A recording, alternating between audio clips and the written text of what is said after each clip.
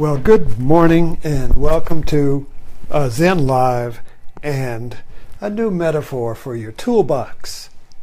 And I hope I've got everything here. I've got my watch and I got my Tolle quote, my coffee, and my wife has gone to New Bern, so I don't have to tell her to stop whistling.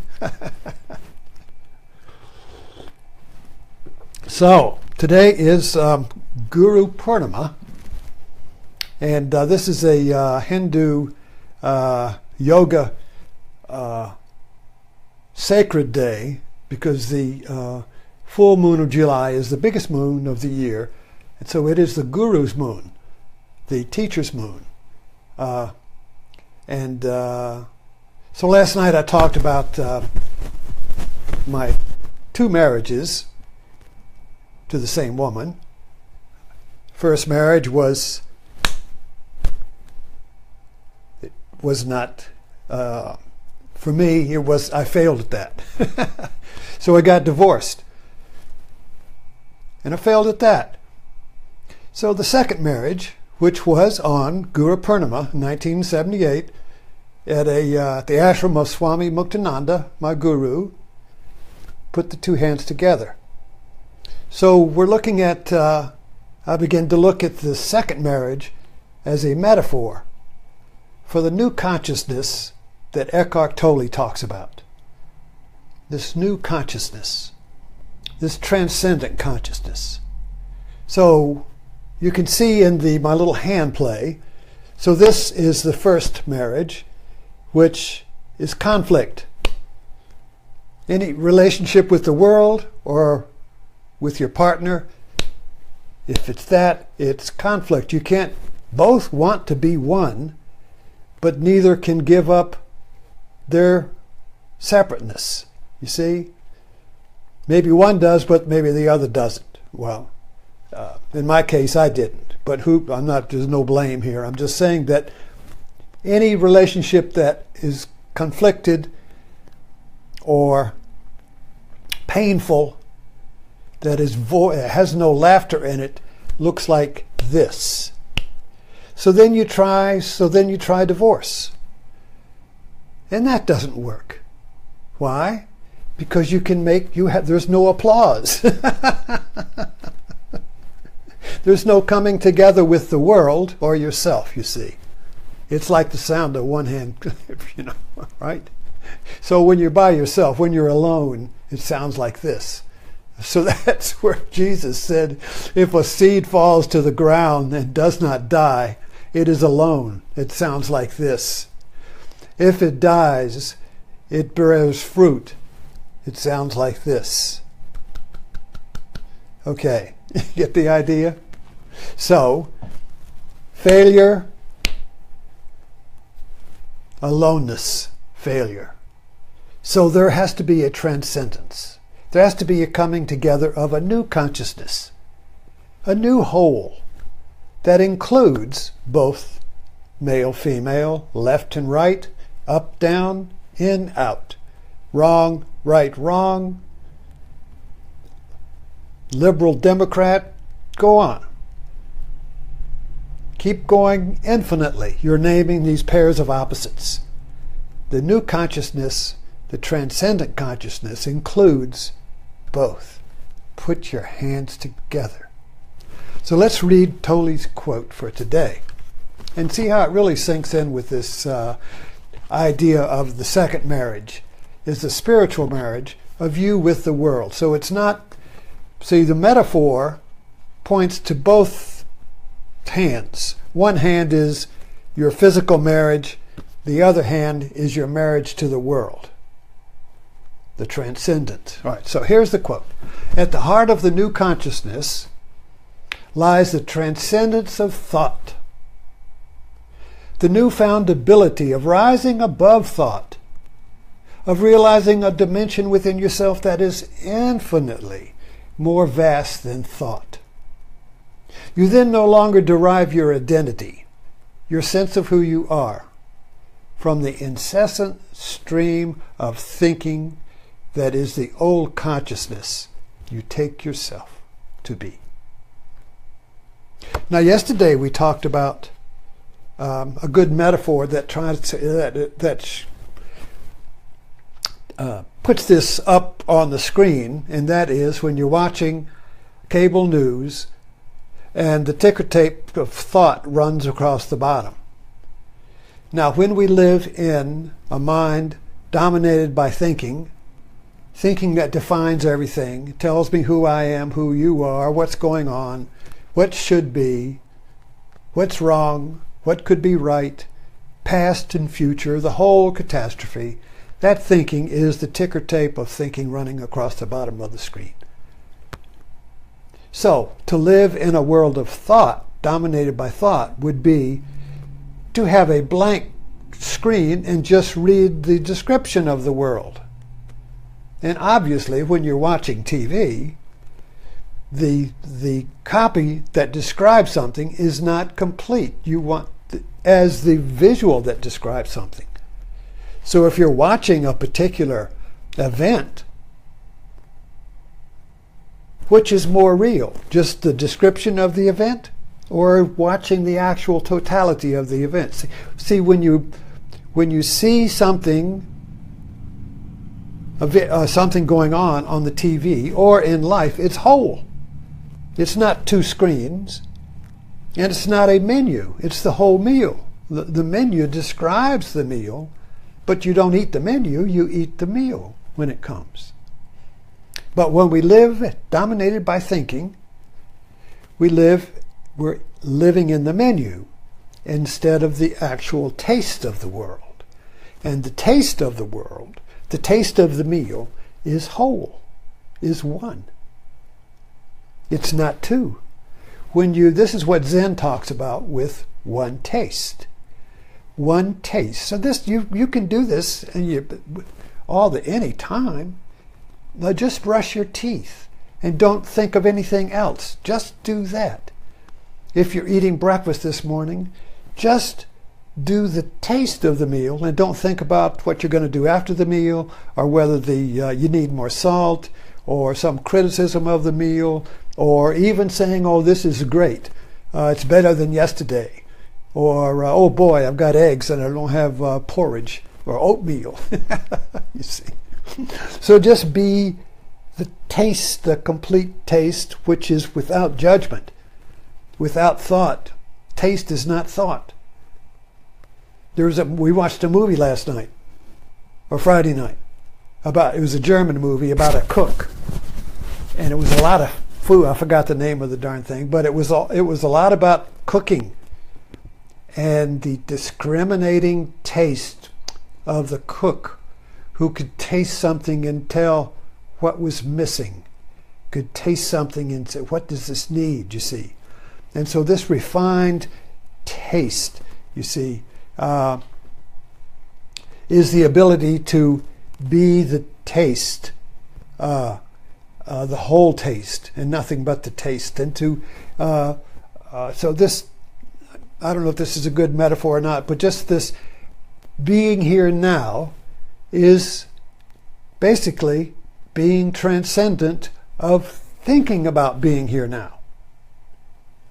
Being here now is tasting the now without discrimination or judgment or separation from it, you see.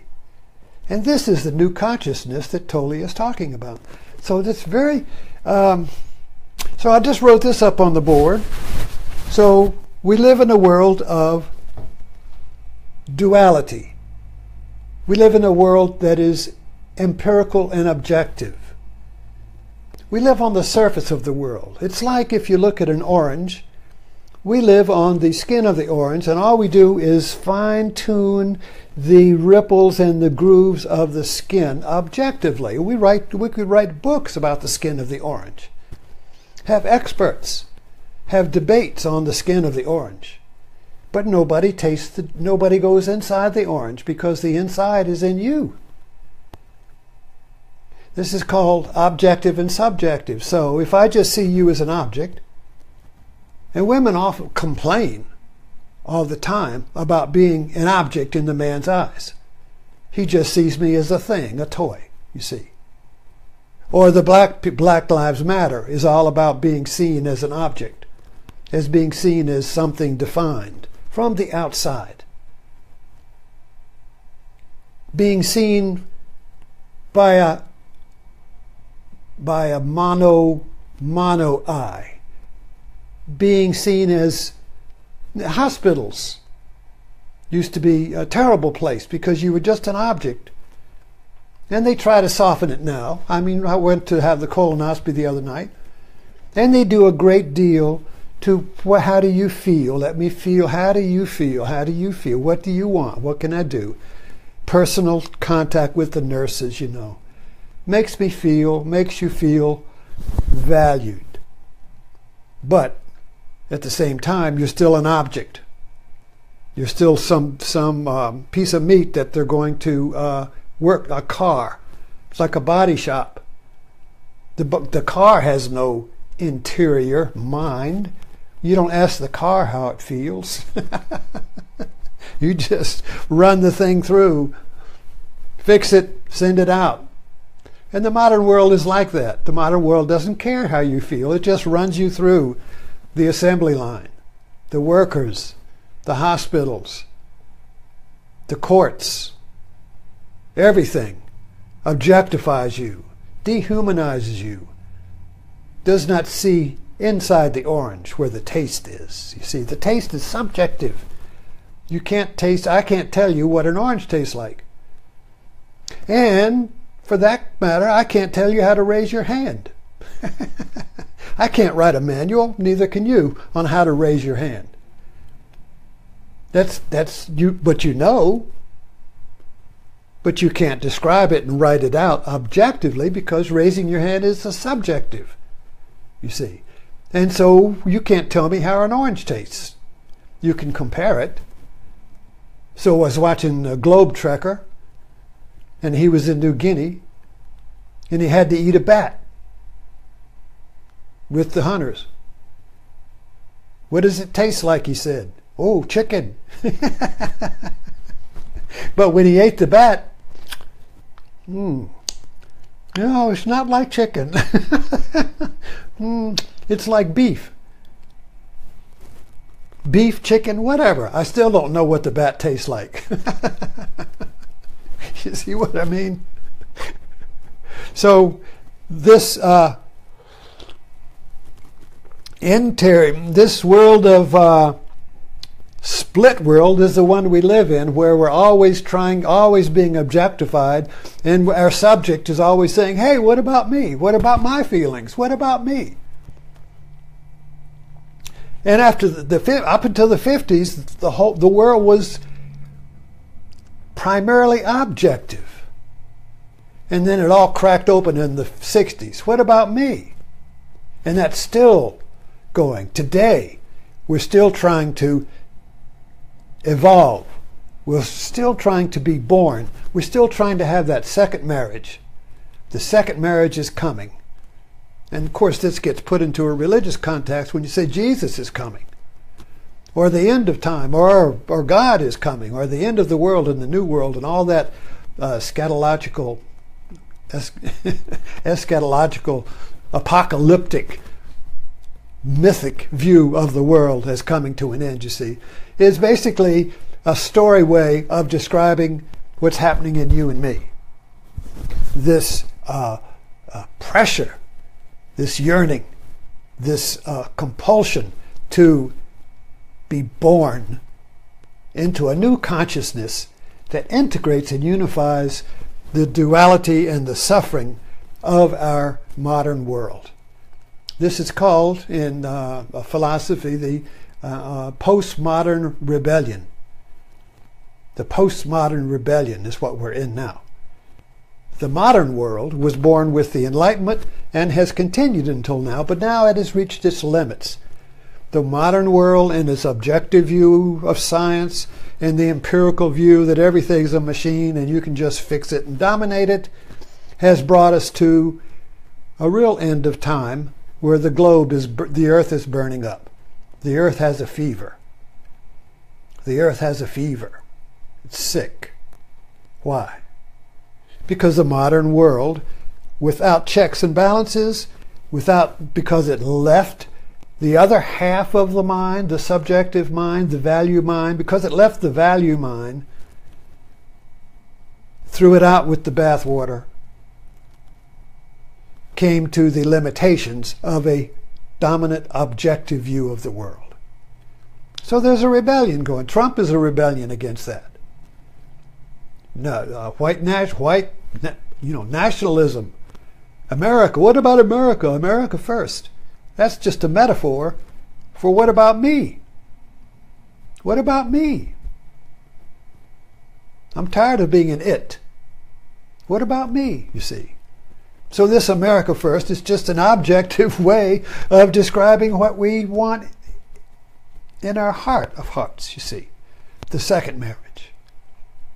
It's that second marriage, because the first, the objective world of the objective view of the world, the empirical world. Well, this is great. I mean, good Lord, we can't even talk to each other without the accomplishments of this empirical, objective, scientific world, you see.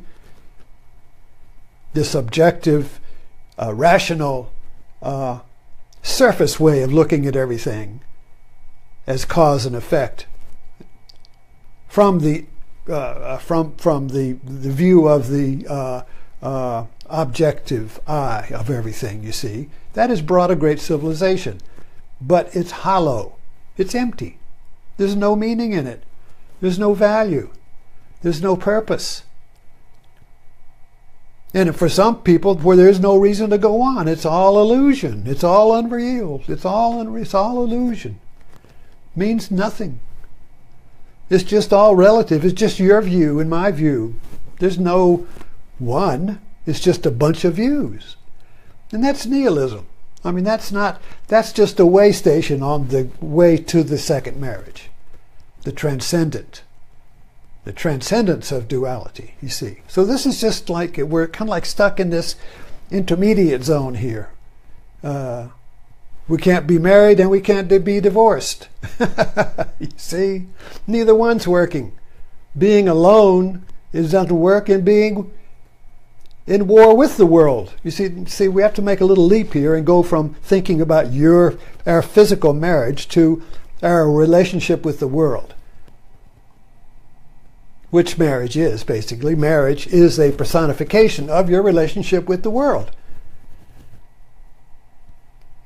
You're either in harmony and in a creative relationship with your partner, full of laughter and play, or you're in conflict. If you're in conflict, then that is a personification of the way we are with the world. I'm in conflict with the world, and the world is objectifying me and making a thing out of me. And I fight back. So I'm against the church, and I'm against the government, and I'm against the philosophy, and I'm against the experts, and I'm against all those. I rebel, you see. I'm the center of the world, you know. Who needs these experts, this government, these politicians? Who needs anything? I'm the center of the world, you see. So that is a rebellion, because it's divorce from the world. So you see, the two marriages, the first one is that you are an it in the world. Your partner just makes you an it. And of course you're making it of the partner, so you got two its trying to become one. And that has to end.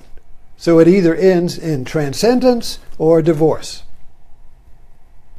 You either transcend and discover the second marriage, or you divorce and go do it all again with somebody else. That's the one, I think that's the one thing that kept me from remarrying or getting involved or leaving. The reason I couldn't leave,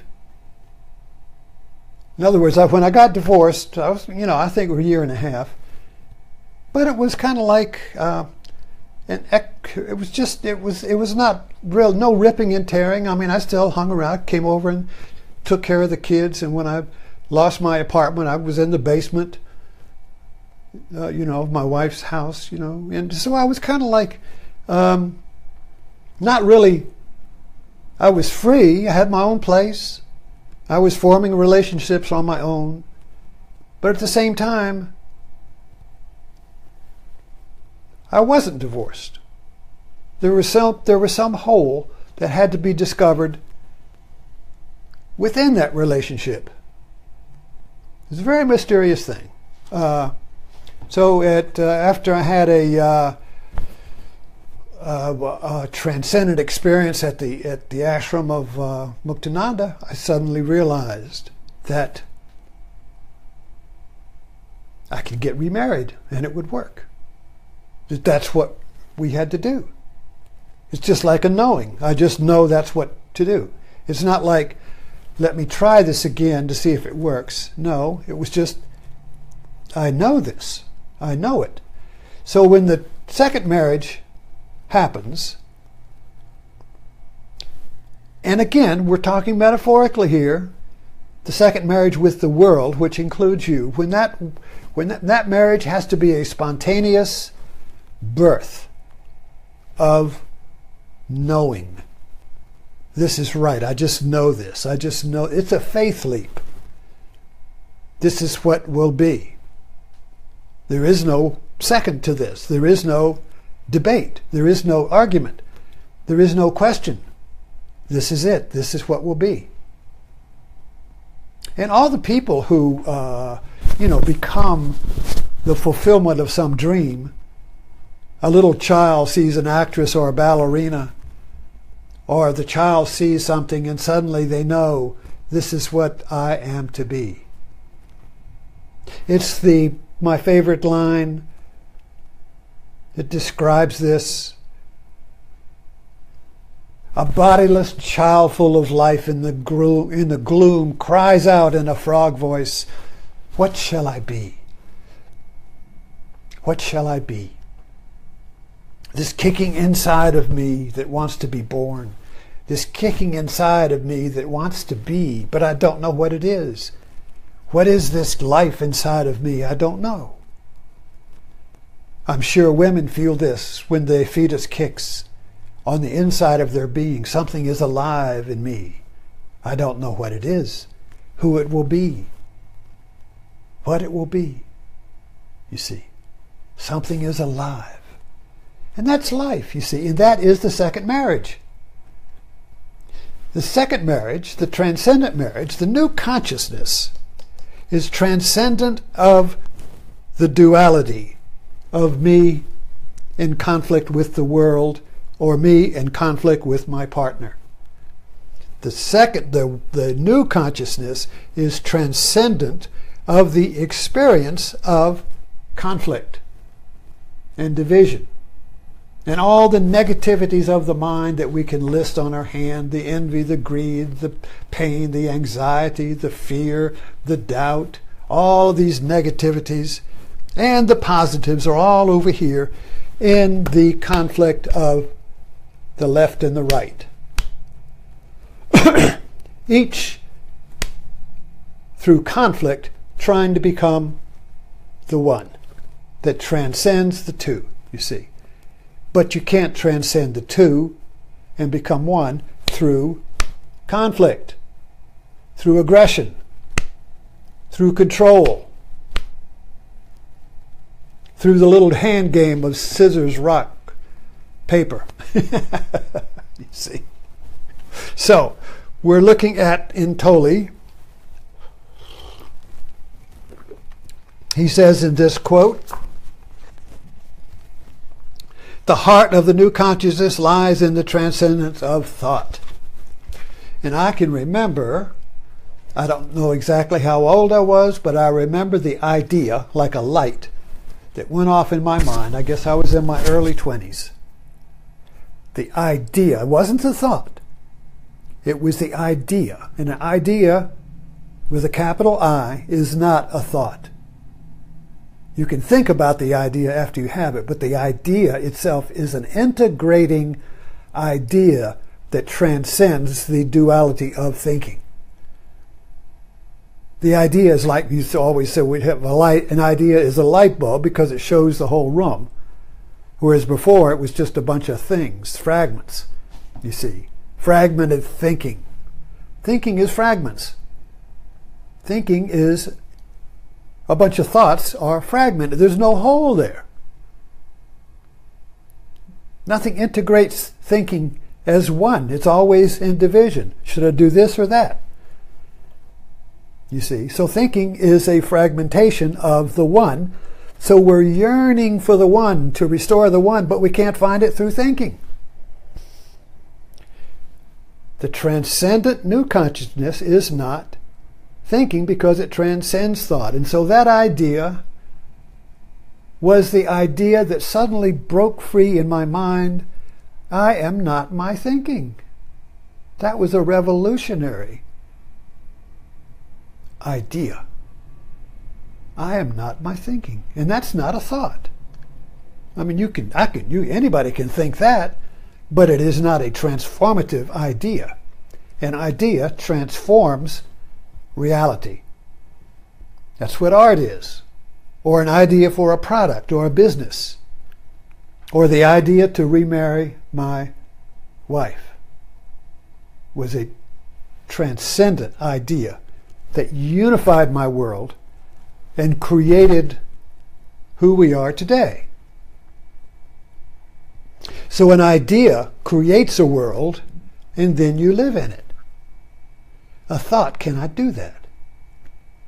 A thought is just snowflakes.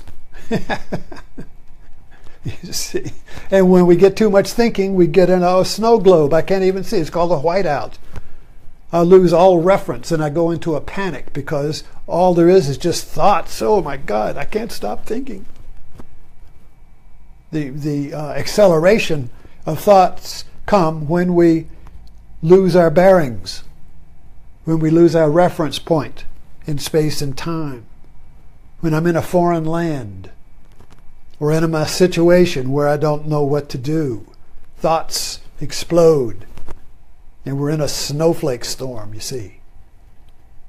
And then suddenly, you see something familiar. Oh, and the world comes together. It's like in a party. You go to a crowd, and you don't know anybody. And suddenly, you see somebody you know, and you go right to them. Oh, how are you? So yada yada. The world comes into place. And that unifies, that stabilizes you in a foreign land, you see. So the familiar stabilizes the terror of accelerating thinking, of confusion, of doubt, uncertainty, you see, of being alone. You see. So, I mean, this is what we do in the physical world. But the integrating mind, the transcendent mind, integrates the world on the go. Oh, I'm really talking past my time. Oh, I'm not sure when I started. So I started late. Okay, anyway, we need to tie up here, but I hope you get the idea that the one, the second marriage, the integrating idea, is transcendent of the two and the many. So there has to be a leap. And this leap is, get ready for it, wait for it, death. When the seed falls on the ground and does not die, it stands alone. When it dies, it bears fruit. So there has to be a spontaneous surrender to the transcendent one of you in the world as one world that includes you in the world. The transcendent one is the new consciousness that integrates the duality and the conflict and the separation and the suffering of the two that cannot put the hands together, you see. So this is you, this is the world. The transcendent one is this, you see. But there has to be a surrender, and that surrender cannot be made by effort. I'm going to surrender. Because that effort is an effort to get something out of it. I'm going to surrender. Okay, I'll surrender. But you got to give me something now. No, there is no guarantee. There is no bargain. There is just letting go. There is just opening. There is just the release of the tension between the two. And the one happens. So the one, the transcendent one, cannot be born until you let go of the struggle to make the one happen. You see. So if either one is doing this, there comes a point where you see the futility of it. You see the absolute no exit of it. You see the absolute madness of it. And you let go, and boom. Instantly, there is a snap to of the transcendent one. And you just know. And there's a joyous applause, not only of you, but the whole universe applauses when the two become one. That's what the marriage is all about in the wedding. Everybody applauds. Yay, they're married. Yay, the universe has come together. And with that, thank you so much for dropping in, and I'll see you this evening.